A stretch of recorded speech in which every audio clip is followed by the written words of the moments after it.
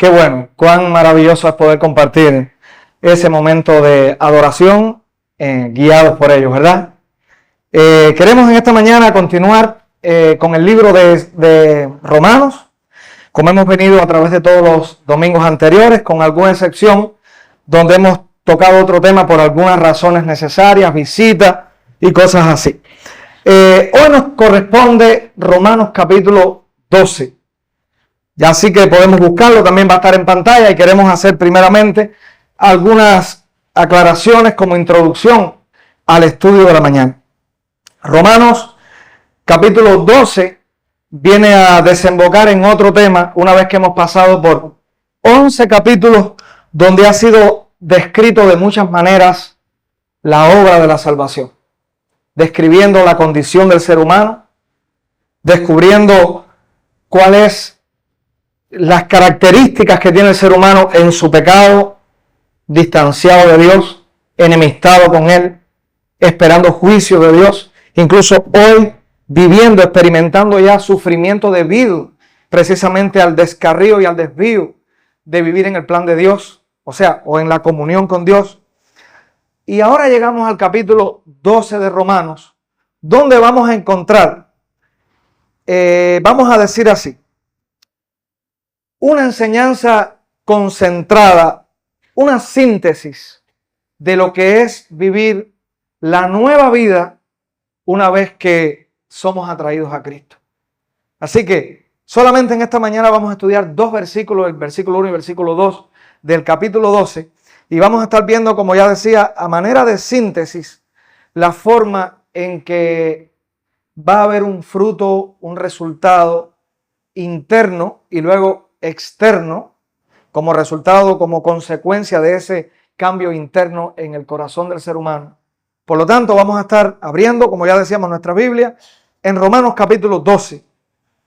Y saltan algunas preguntas a la luz de este versículo. Bien, porque nos va a mostrar cómo vivir en obediencia a Dios, en rendición completa a Dios, en sumisión a Él completamente. Y surge la pregunta, bueno, ¿y por qué debemos entonces vivir rendidos a Dios?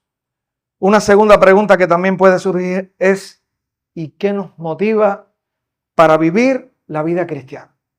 Para vivir honrando, glorificando a Dios, intentando, no por nuestros medios, sino por la obra que Él hace, serle agradable. Bien. Romanos capítulo 12, versículos 1 y 2 nos van a estar dando respuesta. Vamos a estar viendo el qué y el cómo de la vida cristiana. ¿Qué es ser un cristiano? ¿Qué es vivir como cristiano?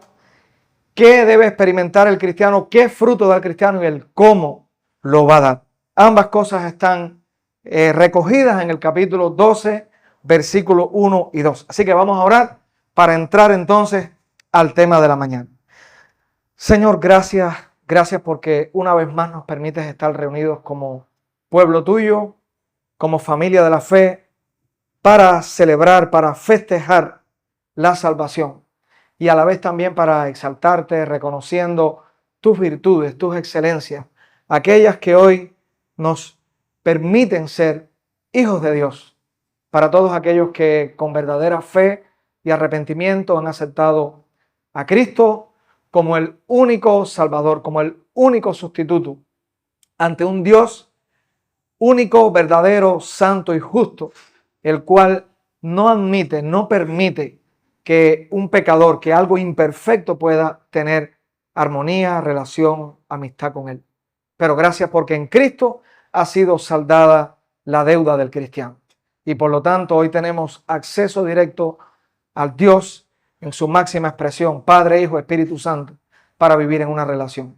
Ahora, al ir a tu palabra, queremos, Señor, que tú abras los ojos de nuestro entendimiento para que podamos ir a la esencia de tu palabra, al significado de ella y aplicarla también a nuestras vidas. En el nombre de Jesús, amén. Muy bien, tenemos dos versículos que vamos a leerlo de una sola vez y luego vamos a desglosarlo. Poco a poco vamos a ir por él. El bosquejo que vamos a estar viendo en esta mañana precisamente es el orden consecutivo de palabras e ideas que están registradas en estos dos versículos. Así que vamos a leerlo inicialmente de una sola vez. Y dice así, está en pantalla también. Así que, hermanos, os ruego por las misericordias de Dios que presentéis vuestros cuerpos en sacrificio vivo, santo, agradable a Dios, que es vuestro culto racional. No os conforméis a este siglo, sino transformaos por medio de la renovación de vuestro entendimiento, para que comprobéis cuál sea la buena voluntad de Dios, agradable y perfecta. Muy bien, vamos a comenzar entonces desglosando el primer versículo y como ya decíamos, el bosquejo, la línea de pensamiento, la va a dar el texto tal y como está escrito. Vamos a ir paso a paso desglosando el versículo. Comienza diciendo, y es importante notar, así que, hermanos, ese así que pudiéramos decir también, por lo tanto, ya que, o sea, que lo que se va a expresar ahora es continuación de lo que hasta aquí se viene desarrollando en todo el libro. Así que responde, o sea, tiene un contexto. Tenemos que ver entonces qué es el así que. Por lo tanto, cuando miramos hacia atrás, lo mismo que ya decíamos a manera de introducción, hay una explicación muy amplia, disculpen, de qué es el hombre, cómo vivía el hombre en su pecado y cómo el hombre puede llegar a ser salvo. Si vamos al capítulo 9, 10 y 11, habla también no solamente de la humanidad en sentido general, sino que veíamos la semana pasada que aún se habla del pueblo de Israel y cómo entonces se armoniza la historia, el pueblo inicial, Israel, cómo en un momento Israel queda en una posición donde comienza el nuevo pacto y es la iglesia compuesta tanto por personas del pueblo de Israel que aceptan a Cristo como el resto de la humanidad que viven ahora la fe, el evangelio y constituyen lo que es la iglesia universal. Ahora comienza entonces el versículo 1 diciendo, así que puesto que, hermanos, ya que todas estas cosas ahora son conocidas, dice el apóstol Pablo, miremos, os ruego, les pido, encarecidamente les pido por las misericordias de Dios. Ya que conocemos todas estas cosas, debemos entender entonces cuáles son las motivaciones para que nosotros hoy vivamos la fe y experimentemos la fe tal y como este pasaje que tenemos delante nos llama a vivir. ¿Cuál es parte del fundamento? Así que, hermanos, os ruego por las misericordias de Dios. ¿Qué significa la palabra misericordia? Compasión. Alguien que mira la miseria, la carencia, la debilidad del otro, la incapacidad del otro y se presta para brindar un socorro, para brindar un alivio, un rescate. Precisamente este texto, diciéndolo en plural, las misericordias de Dios, está hablando de las múltiples maneras en que Dios tiene misericordia de la humanidad. Tanto la gracia especial que experimenta aquel que está en la fe y que es parte de la iglesia porque ha creído en Cristo, como la gracia común, como se ha denominado, para todas aquellas personas que reciben el sol cada día, que reciben el mantenimiento, que reciben el oxígeno todos los días, y aún este mundo hasta el día de hoy persevera en su órbita siglo tras siglo, porque Dios le ha llevado en su gracia común a vivir y en su providencia a vivir tal y cual hasta el día de hoy. Así que las misericordias de Dios son muy amplias. Si vamos a los salmos, nos dice el salmista que son nuevas cada mañana. Pero cuando hablamos de la salvación específica y de manera especial, encontramos la manera tan cercana, sacrificial, incondicional que Dios ha brindado su misericordia para nosotros en Cristo. Pudiéramos decir en una sola palabra, hablar de las misericordias de Dios en el libro de Romanos es pensar en el Evangelio. Es enfocarse en el Evangelio. Las buenas nuevas de salvación que han sido otorgadas en Cristo Jesús, en su obra de salvación. Entonces, pudiéramos decir hasta aquí en las palabras de Pablo, la motivación suficiente, legítima, para que nosotros vivamos la vida cristiana rendida al Señor, entregadas completamente a Él, bueno, pudiéramos describirlas de esta manera. Una, la gratitud, el agradecimiento, la alabanza que debe brotar de nuestro corazón al conocer sus misericordias, resumidas en el Evangelio. Motivación suficiente y legítima para vivir la vida cristiana es entender también la comunión, la restauración de esa relación íntima que Dios ha provisto en Cristo para todos aquellos que hoy son llamados hijos de Dios. Entendemos que no hemos creído en algo, hemos creído en alguien. Y no se ha solamente establecido un vínculo legal. Dios me perdonó a la distancia desde su eternidad, sino que Dios ha estado tan cercano que hoy aquellos que son llamados hijos de Dios, realmente en el sentido más amplio y absoluto de la palabra, son hijos de Dios. ¿Y qué es la relación auténtica, genuina, real de un padre y un hijo? ¿Es una relación distante o una relación íntima, cercana e incondicional? Es la segunda, ¿verdad? Y también otra motivación importante, suficiente y legítima para vivir la fe, está en la esperanza certera, segura, que cada hijo de Dios tiene hoy, usando las palabras de Cristo cuando decía, de cierto les digo que el que cree en mí, tiene vida eterna. Vimos en el capítulo 8 de Romanos también cómo la creación está gimiendo a una, con gritos de desesperación, porque Cristo retorne, porque todas las cosas sean renovadas.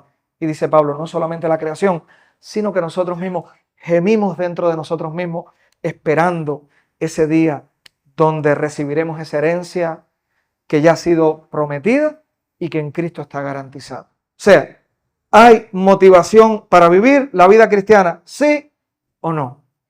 Ahora, vamos a hacer una aclaración, porque a veces saben que en el camino, la experiencia, las distracciones, la mala enseñanza de algunos puede hacernos anclar nuestra vida, vamos a decir de esta manera, en falsas motivaciones. Como cristiano o alguien que sea simpatizante de la fe cristiana, puede anclar su vida en falsas motivaciones para vivir cerca de Dios. Bueno, una falsa motivación, y es importante que la aclaremos, es el temor al castigo. Cuando un cristiano vive evitando caer en una tentación, cuando un cristiano vive evitando cometer un error, cuando un cristiano vive atemorizado por lo que Dios pueda hacer, porque la ira de Dios pueda ser vertida sobre él, en ese momento el que experimenta ese tipo de temor, la verdad es que no está enfocado en el verdadero evangelio. El verdadero evangelio, si vamos al libro de Juan, dice, el perfecto amor echa fuera el temor. Y el perfecto amor del que habla ahí no es el amor de la pareja, sino el perfecto amor de Dios echa fuera el temor. Una segunda motivación falsa puede ser también la búsqueda de recompensas divinas. Yo voy a hacer tal cosa, yo voy a hacer un bien, porque si yo hago un bien, entonces Dios me va a recompensar. Y déjeme aclararle una doctrina que circula, y discúlpeme si alguno la cree o la ha practicado o la enseña, pero es contraria a la Escritura. La Biblia dice que lo que el hombre sembrare, eso segará. Pero no lo está diciendo para que nosotros vivamos entonces diciendo, yo voy a sembrar lo bueno para que Dios me dé más. Y hay una doctrina que es la doctrina de la siembra. Y responde a esto que estamos hablando aquí, la búsqueda de recompensas divinas. Yo voy a sembrar 100 pesos, porque desde que yo siembre 100 pesos, Señor, ya yo sembré 100. Por lo tanto, ya yo estoy esperando que vienen miles, o que vienen 1000. Eso es el egoísmo del corazón en su máxima expresión. Discúlpeme si alguno lo ha creído, pero es la realidad a la luz del Evangelio. Eso es una falsa motivación para hacer cosas buenas. Hacerla con el ánimo de que Dios entonces me va a recompensar, retribuir, remunerar por algo, recompensar por algo que yo haya hecho. Otra falsa motivación es la compensación ante Dios por mis errores. Y esto lo he visto en tiempos que he podido compartir con hermanos que han incurrido en un error trascendental, que ha sido conocido por otros y que quizás ha afectado a otros también. Y al final hemos concluido en la conversación que como han tenido un fallo, una debilidad repetida, internamente han buscado un negocio. Y dicen, bueno, Señor, tú sabes que yo, voy a poner un ejemplo hipotético, soy un mentiroso, engaño a otros con tal que la gente se sienta cómoda, engaño a otros porque tú sabes que si no es así no logro lo que quiero. Y ante esa repetida acción, dice, Señor, yo cometo este error, pero tú sabes que yo voy a ofrendar un poquito más. O yo voy a ayudar un poquito más a aquel que está en una necesidad. Señor, porque tú sabes, tengo este fallo, pero es una compensación, es buscar un equilibrio. ¿Estamos diciendo que eso es positivo o negativo? Eso es negativo. Es una falsa motivación para hacer lo bueno. Y por último menciono esta. Vivir sin límites porque Dios me ama de igual manera. Y esta motivación no es tanto para vivir haciendo lo bueno, como para decir, yo vivo en el Señor, pero en la gracia, Dios lo perdona todo. Un día estuve en un examen entre algunos líderes y dice un líder, bueno, dijo el profesor que no podíamos cometer fraude. Pongo un ejemplo ahora. Dice, pero yo sí lo voy a hacer, porque mi salvación está garantizada. Yo creo en la seguridad de la salvación. Es verdad, yo creo en la seguridad de la salvación. Pero cuando entiendo lo que la Biblia me enseña acerca de la seguridad de la salvación, entiendo que aún con más entrega, aún con más conciencia, yo tengo que vivir digno de esa salvación a la que Dios me ha llamado. Porque la gracia que he recibido no ha sido una gracia barata, sino una gracia costosa que ha implicado la muerte del Hijo de Dios. Entonces, 4 falsas motivaciones he mencionado. Las enumero rápido. 1, temor al castigo. 2, la búsqueda de recompensas divinas. 3, la compensación ante algún error repetido que yo considero importante en mi vida. Y por último, vivir sin límites porque Dios me va a amar de igual manera. Dios te va a amar de igual manera. Y hay luchas, tenemos lucha en el corazón. Pero en la gracia de Dios, Dios nos va llevando en un crecimiento, en un desarrollo. Y no es a la ligera decir, yo vivo como viví antes, porque a eso no nos está llamando la palabra de Dios. Al contrario, hemos tenido el privilegio de, como dice este pasaje, de vivir disfrutando de las misericordias de Dios. Por lo tanto, continuemos.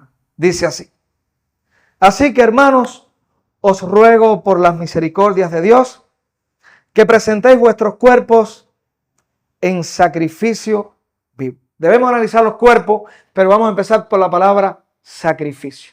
Bien, ¿a qué apunta la palabra sacrificio? Bueno, directamente apunta a lo que sucedía en el Antiguo Testamento. En el Antiguo Testamento, la persona había cometido pecado, que por supuesto todos cometían pecado, y había un sistema de sacrificio, donde se llevaba a un animal inocente a un altar, y ese animal representaba en ese momento el sustituto por tu pecado. Tú ibas con un corazón arrepentido, en fe, se llevaba al sacerdote, sumo sacerdote, y aquel animal era ofrecido en sacrificio. Bajo esa misma idea y esa metáfora, ahora nos está diciendo el apóstol Pablo, inspirado por el Señor, cada cristiano, cada creyente que hoy toma en cuenta y ha disfrutado de las misericordias de Dios, que tiene conciencia de qué son las misericordias de Dios, es llamado, somos llamados a hacer un sacrificio para Dios, haciendo algunas aclaraciones.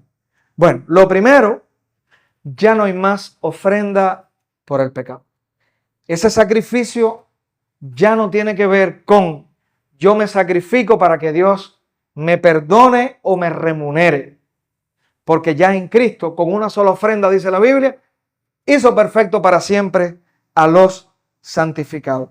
Pero lo que sí significa y apunta es a que el cristiano, el creyente, una vez que entiende las misericordias de Dios, que incluye e implica el sacrificio de Cristo, ahora, como agradecimiento, como actitud de adoración, cuando entiendo todo lo que yo viví, que ahora vamos a mencionar, y lo que hoy soy en Cristo, yo quiero que mi vida sea una ofrenda para el Señor.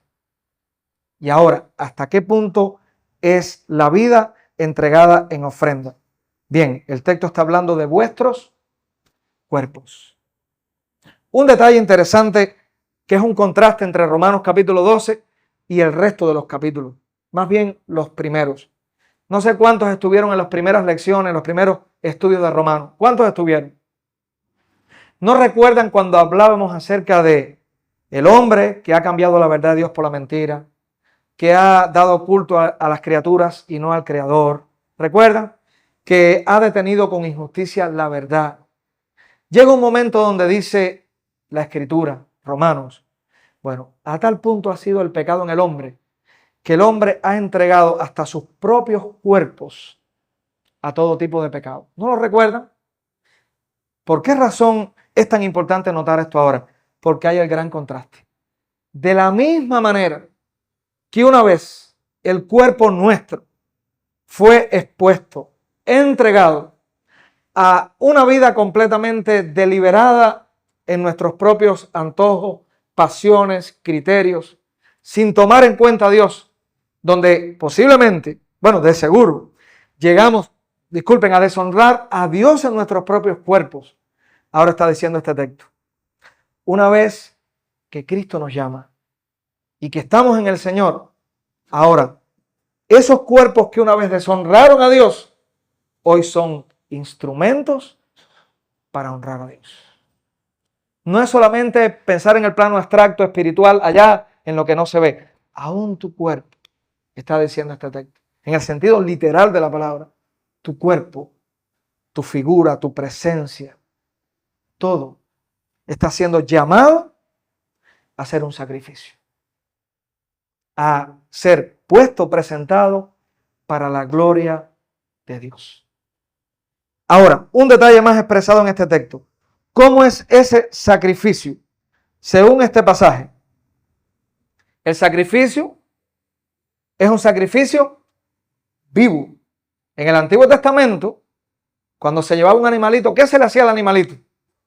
Se llevaba a la muerte, ¿verdad? Sin embargo, el sacrificio que se está presentando, del cual se está hablando aquí ahora, es un sacrificio vivo. Es vivo porque, a diferencia del sacrificio de los animales en el Antiguo Testamento, ahora lo que ofrecemos es nuestra vida. No para morir, sino para que viva con la mayor vitalidad que puede venir de parte de Dios, para honrar a Dios, glorificar a Dios, servir a Dios, porque andamos en vida nueva. Romanos capítulo 5 y Romanos 6, cuando lo estudiamos, decía que hemos resucitado con Cristo. Por supuesto que en cuerpo todavía, pero ya nuestra alma, nuestro espíritu, interiormente hay nueva vida. ¿Cuánto podemos decir amén a esa verdad? ¿Puedes decir hoy que has recibido la nueva vida que viene de Cristo? Bueno, pues te está diciendo la palabra en esta mañana, rogándote por las misericordias de Dios, teniendo en cuenta lo que Dios ha hecho en tu vida, entrega tu cuerpo, tu vida, en un sacrificio vivo para el Señor. El sacrificio vivo también nos está hablando de algo más, de constancia, de perseverancia, de vivir de manera permanente en ese sacrificio. Una vez escuché a un predicador, a un maestro de la Biblia que decía, bueno, hay un gran peligro con que el sacrificio sea vivo, porque puede tender a saltar del altar y salir. Y es verdad, es una aplicación que se puede ver. Como es un sacrificio vivo, puede tender a salir del altar. Y a veces es el claudicar, que en un momento puede venir ante tentación, presión en la vida. Pero la idea es un sacrificio permanente, consciente de que yo quiero que mi vida sea completamente para Dios. Apunta también a una constante renovación. Vamos a ver qué más se dice de ese sacrificio. Bien, leemos otra vez para llevar el hilo total. Así que, hermanos, os ruego por las misericordias de Dios que presentéis vuestros cuerpos en sacrificio vivo, y ahora viene la palabra santo. ¿Qué significa santo en la Biblia? Y así se les ha llamado a Dios. Y así se ha descrito Dios. A tal punto que el apóstol Pedro dice, sean santos como Dios es santo. Y en el Antiguo Testamento Dios le decía al pueblo de Israel, sed santos porque yo soy santo. La palabra santo habla de algo que está apartado de lo común y corriente, algo que está apartado de todo lo profano, lo sucio, porque vive en total pureza y limpieza. está diciendo este texto ahora, hablándonos a nosotros que somos llamados también a vivir en ese sacrificio de toda nuestra vida entregada, en un sacrificio vivo, santo, significa apartado. ¿Estamos conscientes de esa realidad? Dios nos ha apartado para Él. Como diría Jesús en Juan 17, no te pido que los quites del mundo, sino que los guardes del mal o del maligno. Y así vivimos. Vivimos en el mundo. Caminamos entre familiares que a veces no nos entienden, no comprenden nuestra fe.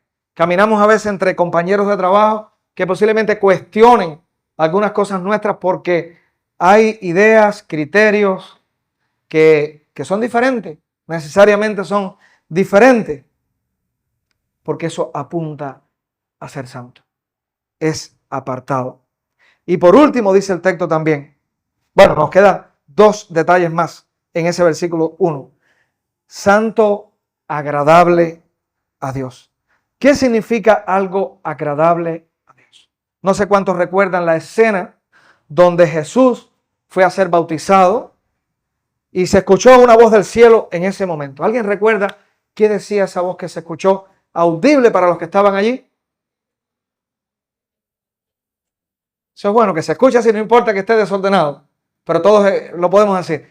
Este es mi Hijo amado, en el cual yo tengo complacencia, en el cual yo me deleito, en el cual yo disfruto. Ese era Dios con su Hijo Jesús, humanado, encarnado, cuando fue llevado al bautismo.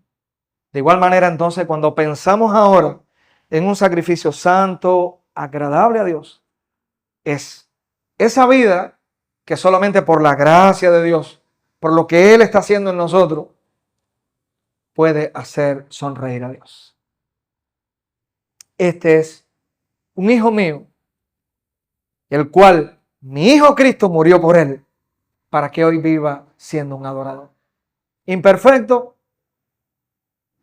con tentaciones y debilidades, con fragilidades, sí, pero que en el Señor va creciendo, va alcanzando fortaleza, va creciendo en su conocimiento, va viviendo una relación íntima con el Señor. Entonces, agradable a Dios. Y por último, dice el texto, que es vuestro culto racional. Y quiero también que acentuemos algunas ideas en el culto racional. Bueno, la palabra, el libro de Romanos, como los libros del Nuevo Testamento, casi la mayor parte fue escrita en griego con algunas porciones en otro idioma. No vamos a estar involucrándonos en toda esa explicación. Lo importante, la palabra racional en este texto puede traducirse como racional o literalmente más entendible para nosotros, lógico. Porque ¿qué es el culto lógico? Que se deriva de haber entendido las misericordias de Dios y vivir en esas misericordias. Un detalle importante que quiero acentuar, notar. Miren, no está hablando de un culto eufórico y emocional. Hay un detalle importante. Está hablando de un culto que primeramente apunta a la razón. Ahora, vivir siendo un culto, siendo un adorador del Señor, ¿y va a involucrar emociones? Por supuesto que sí. Posiblemente hay algún momento en el cual tus lágrimas puedan brotar cuando ves la obra de Dios en tu vida, cuando ves lo que Dios ha hecho a través de toda la palabra, la Biblia, cuando piensas en tu futuro, la vida eterna que ha sido prometida para ti, cuando quizás ves detalles de tu vida donde ha sido evidente, palpable, visible, que es Dios obrando, proveyendo, atento a tu necesidad, y posiblemente tu corazón esté henchido de alegría y posiblemente hasta llores de emoción. Eso es importante. Pero el culto no comienza por la emoción. El culto comienza por la razón. El culto racional, lógico. Es importante que nunca quede en una gaveta guardada bajo la bandera de adoración nuestro cerebro, nuestra visión doctrinal de qué es verdaderamente adorar a Dios. Y hago esta aclaración aprovechando porque hay momentos en el que hemos visto y se vive hasta el día de hoy experiencias donde muchos hablan de adorar pero incluso comprometen y contradicen textos de la Biblia en esa experiencia de adoración. Es un culto racional, es un culto que involucra el entendimiento y un razonamiento claro, preciso, nítido de cómo Dios se revela en la Biblia y de cómo se vive la vida cristiana. Muy bien, hasta aquí hemos visto el qué, ¿verdad? Lo leemos completo y dice así: así que, hermanos, os ruego por las misericordias de Dios que presentéis vuestros cuerpos en sacrificio vivo, santo, agradable a Dios, que es vuestro culto racional. ¿Cuántos de los que estamos aquí hoy podemos decir así con sentido de pertenencia? Me apropio de esas palabras, de la palabra de Dios, pues quiero vivir tal y como este pasaje está llamándome a ser. ¿Cuántos se apropian? ¿Quieres ser un culto para Dios? ¿Quieres vivir una vida completamente en adoración para el Señor? Como un verdadero adorador. Que esto no es solamente para vivirlo en el momento que estamos acá reunidos, sino es un estilo de vida. Que tu vida, mi vida, a todo momento, cuando estemos en compañía de otros, cuando estemos a solas, en todo momento, sea una expresión a Dios de agradecimiento, de alabanza, de adoración, que implica vivir completamente rendido a lo que Dios quiere para tu vida. Pasamos al cómo entonces, expresado en este texto. Versículo 2 dice así: por lo tanto, si tú quieres ser, si anhelas vivir conforme al llamado de Dios, de ser un sacrificio vivo, donde tu cuerpo está involucrado, toda tu vida, siendo santo, agradable a Dios, como un culto lógico en tu vida, tenemos que empezar entonces por entender esto que nos está diciendo el texto y que alerta a cada creyente. Lo leemos juntos. La primera oración: no os conforméis a este siglo. Hasta ahí. No se conformen. Otra manera de quizás traducirlo pudiera ser: no te amoldes, no te sientas cómodo, satisfecho y corras tras la misma corriente. Eso es lo que está diciendo el texto. No os conforméis. Son palabras que suenan bastante radicales. Bastante radicales. Hay un pasaje en Efesios, que no vamos a verlo porque no estamos estudiando Efesios, para tomar la imagen, donde dice: antes, cuando seguíamos nosotros tras la corriente de este siglo. Con la imagen de un río que lleva un cauce, un curso, y todo lo que en él cae va siendo llevado. Hay un cantante cristiano, Marcos Vidal, que dice: bueno, la realidad del cristiano es que vive contracorriente. Y eso es lo que está expresando este texto. Hay muchos momentos donde vamos a entender que hay principios de vida, principios, convicciones, creencias, incluso aspectos morales de la vida que van a estar completamente contracorriente, según incluso la misma vida que tú y yo vivimos antes de que Cristo viniese a nuestras vidas.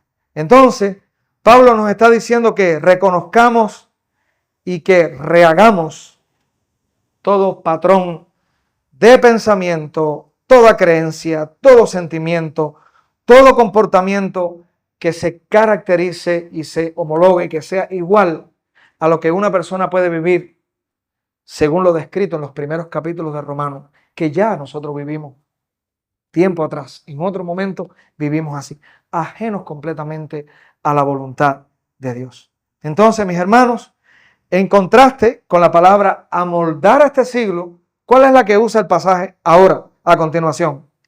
Sino, por el contrario, en vez de amoldarse a aquello que ya tú misma una vez viviste, no te conformes a eso, sino, como dice el texto, transformado. Bien, muchas personas cuando hablan de este texto, esto lo he oído desde bien joven, cuando escucho predicadores predicar de este texto de la Biblia y usan la palabra y llegan a la palabra transformado, bueno, van al griego, que la palabra que hoy se usa para metamorfosis es la palabra que aquí se usa para hablar de transformación, y es verdad, la palabra que se usa acá está hablando no simplemente de dar un ligero cambio, sino de una transformación rotunda, radical, total.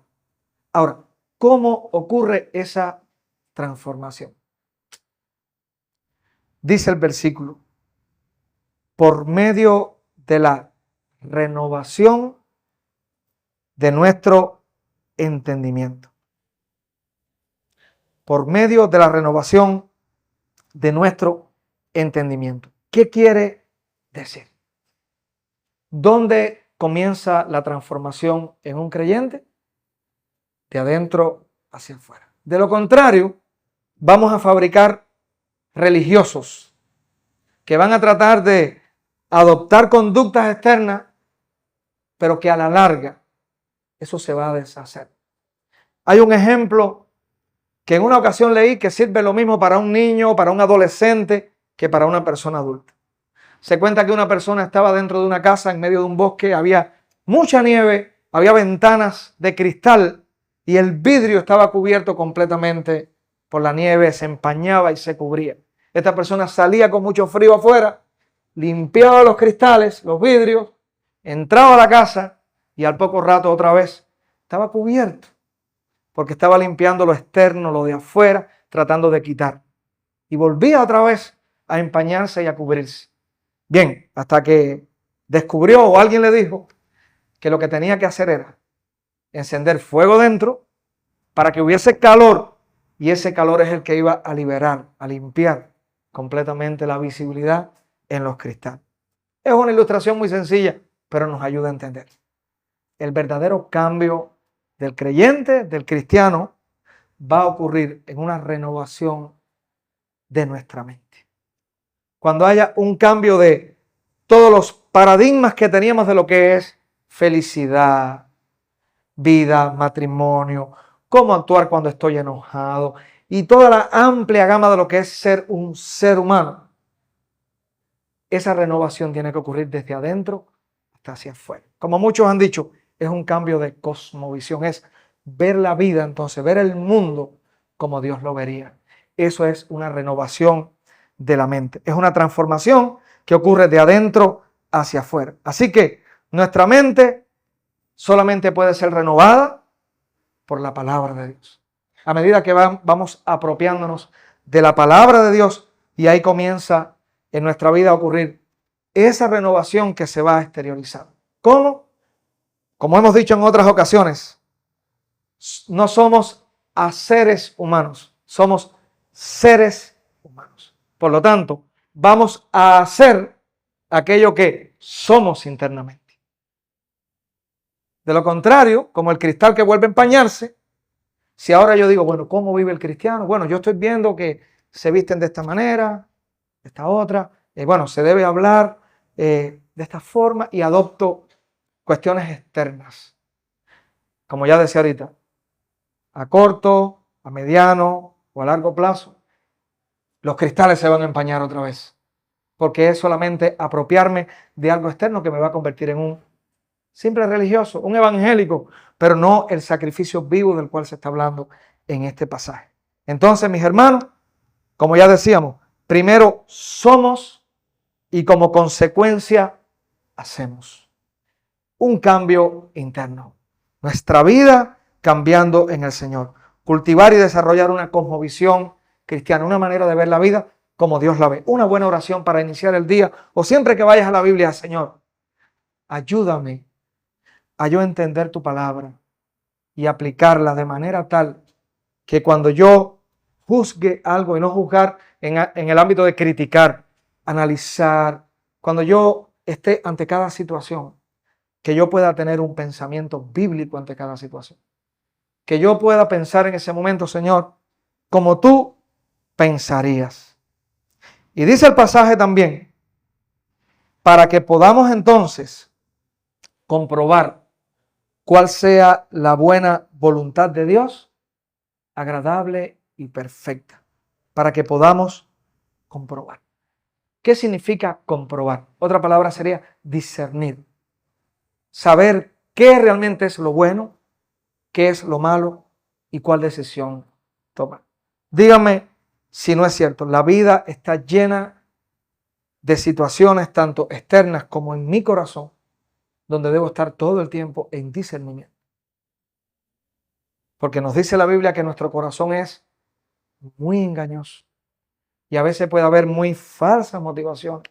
Y a veces puede haber también en nuestro corazón criterios que creemos que son los correctos cuando realmente no lo son. Entonces, mis hermanos, Pablo nos demuestra que para discernir la voluntad de Dios para sus vidas, los creyentes tenemos que tener cuidado de depender de estos aspectos que ahora voy a mencionar. Y escúchenlo, ya vamos a ir acortando porque el tiempo ha corrido. Lo primero, aprobar o comprobar cuál sea la buena voluntad de Dios y evidenciar una mente renovada no ocurre cuando nosotros nos apoyamos en nuestra propia conciencia. Voy a poner un ejemplo.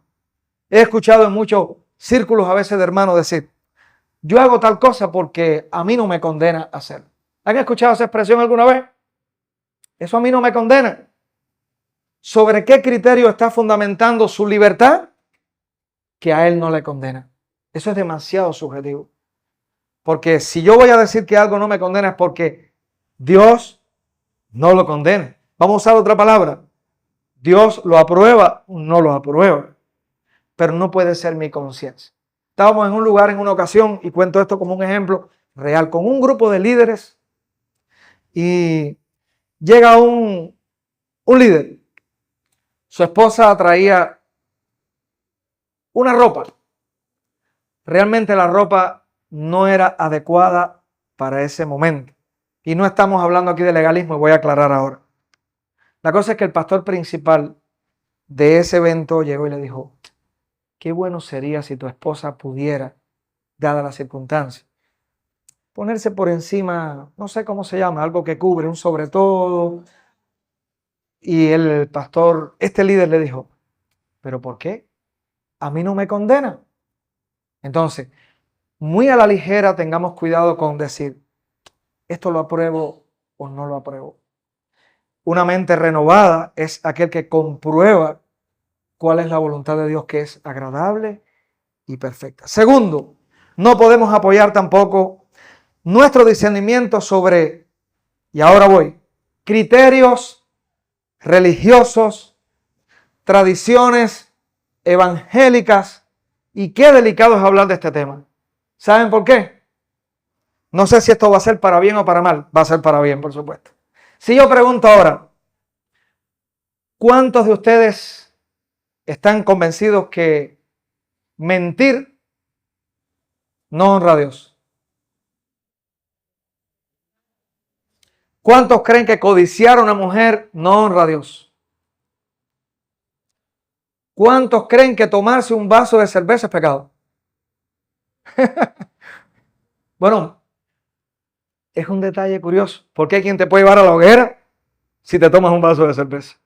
Entonces, tenemos que pedir a Dios discernimiento para que nosotros podamos tener una mente, ¿cómo dice? Renovada, sobre el fundamento de la palabra de Dios, para que podamos entonces comprobar cuál sea la buena voluntad de Dios, que es agradable y perfecta.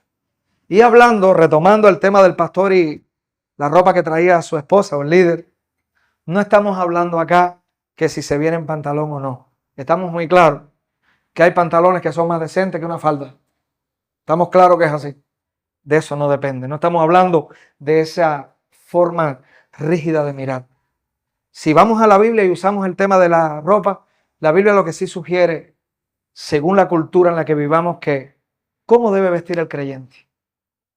De manera honrosa, de manera decorosa, de manera decente. Y eso se adapta y se adecua a cada cultura. ¿Verdad? Porque si hoy vamos a usar la ropa que usaron los apóstoles, yo tuviera que estar aquí con un batilongo como tipo una bata hasta abajo. Estamos en otra cultura. Pero sabemos que es hoy adecuado y que no es adecuado. Entonces, mis hermanos, dice el texto, para que comprobéis cuál sea la buena voluntad de Dios, agradable y perfecta. Cuando lleguemos un poco más adelante en Romanos, vamos a hablar más profundamente de esto. Pero ahora vamos a hablar de Sí, principios que nos van a ayudar a comprobar cuál es la buena voluntad de Dios en momentos que no están claros. Muchos han dicho, bueno, la Biblia tiene cosas expresadas en blanco, hay cosas expresadas en negro, que se entienden muy fácil, pero hay asuntos que parecen grises, porque se involucra directamente la cultura y criterios muy personales, que a veces cada denominación o iglesia acentúan, pero que son preferencias y no tanto principios bíblicos. Para aclarar estos puntos, voy a dejar algunos consejos. Uno, que vamos a decirlo de esta manera, aprendiendo a poner mi vida, mis emociones, criterios, decisiones bajo el microscopio de Dios. Una, debo tener muy claro cuáles son los estándares absolutos en la Biblia. Decíamos ahorita sobre la mentira. La Biblia dice que los mentirosos no heredarán el reino de Dios. Pero ¿qué dice acerca? Y voy a usar el mismo ejemplo. De la cerveza, que es una bebida que contiene alcohol, la Biblia dice, no dados, le dice a líderes, al mucho vino. Para muchos, ese texto tiene otra connotación. Estoy poniendo un simple ejemplo. Y no estoy ahora propiciando que alguien haga o no haga, sino hablando de los estándares y absolutos bíblicos. Hay absolutos bíblicos con respecto a muchos temas. Toda la escritura es inspirada por Dios y por lo tanto, buscar los absolutos. En segundo lugar, cuando aparezcan los temas grises, donde no encuentro textos que explícitamente nos hablen acerca de un asunto, dice la Biblia, y ahí tenemos que usar el discernimiento. Todo me es lícito, pero no todo edifica. Todo me es lícito, pero no todo conviene. Y hay otra parte más que se expresa en dos pasajes. Todo me es lícito, pero yo no me dejaré dominar por ninguna. Entonces, eso nos ayuda también a definir. Un tercer principio que nos ayuda a definir en todos los temas es el amor. Todo aquello que yo vaya a hacer que pueda ser de tropiezo a mi hermano, es preferible no hacer. Hay un texto que vamos a estudiar en algún momento donde Pablo dice, si por causa de la conciencia de mi hermano yo tengo que dejar de comer carne, no como carne. Eso es el amor. Entonces, el amor que no permite el tropiezo de mi hermano. Y por último, tengo que tener cuenta siempre la meta más alta a la que he sido llamado. Y es la meta de hacerlo todo como para el Señor y no para los hombres. Que mi vida honre a Dios en todas las expresiones, en todo pensamiento y en toda intención del corazón. Terminamos leyendo los dos pasajes, pues no podemos abarcar más. Así que, hermanos, os ruego por las misericordias de Dios que presentéis vuestros cuerpos en sacrificio vivo, santo, agradable a Dios, que es vuestro culto racional, lógico. No os conforméis a este siglo, sino transformaos por medio de la renovación de vuestro entendimiento para que comprobéis cuál sea la buena voluntad de Dios, agradable, perfecta. ¿Saben algo que nos va a ayudar a poder practicar, articular, tratar más profundamente este pasaje? El discipulado. El grupo pequeño, cuando podamos con otro hermano o con 2 o 3 hermanos hablar de los asuntos donde esto que acabamos de hablar tiene que ponerse en práctica y juntos analizar situaciones, eventualidades, experiencias y buscar las directrices bíblicas para encontrar las soluciones, la dirección. Así que les animo a que podamos estar involucrados en movimiento discipulado con el ánimo de que podamos juntos crecer. Y estos temas aquí ahora no podemos hablarlo. Apenas puse un ejemplo y no sé si deje más inquietud o logre satisfacer dudas, pero solamente para ver la necesidad que tenemos de renovar nuestra mente y tener una cosmovisión bíblica, cristiana, de la vida, de todo lo que nos rodea y de nosotros mismos. Oramos. Señor, gracias. Gracias por este tiempo. Gracias por tu palabra. Hemos visto en esta mañana el qué y el cómo de la vida cristiana. Tomando en cuenta, haciendo conciencia de lo que son las misericordias tuyas, resumidas en el Evangelio de Jesús para nuestra vida. Tu palabra nos llama a vivir completamente para ti, como un culto de adoración todo el tiempo, donde quiera que estemos, tanto con hermanos, con personas, con familiares, como cuando esté a sola. Que nuestra vida pueda completamente vivir rendida a ti, para tu gloria y para tu honra. Señor, mira a cada hermano mío presente, mira a aquellos que nos están visitando hoy. Permite, Señor, que estas palabras que hemos dicho, expresado a la luz de este texto, si algunas han más bien generado, promovido inquietudes o dudas mayores, permite que puedan ser satisfechas. Úsanos para que podamos seguir esclareciendo, para vivir tu evangelio de manera libre, pero a la vez también para tu gloria y para tu honra.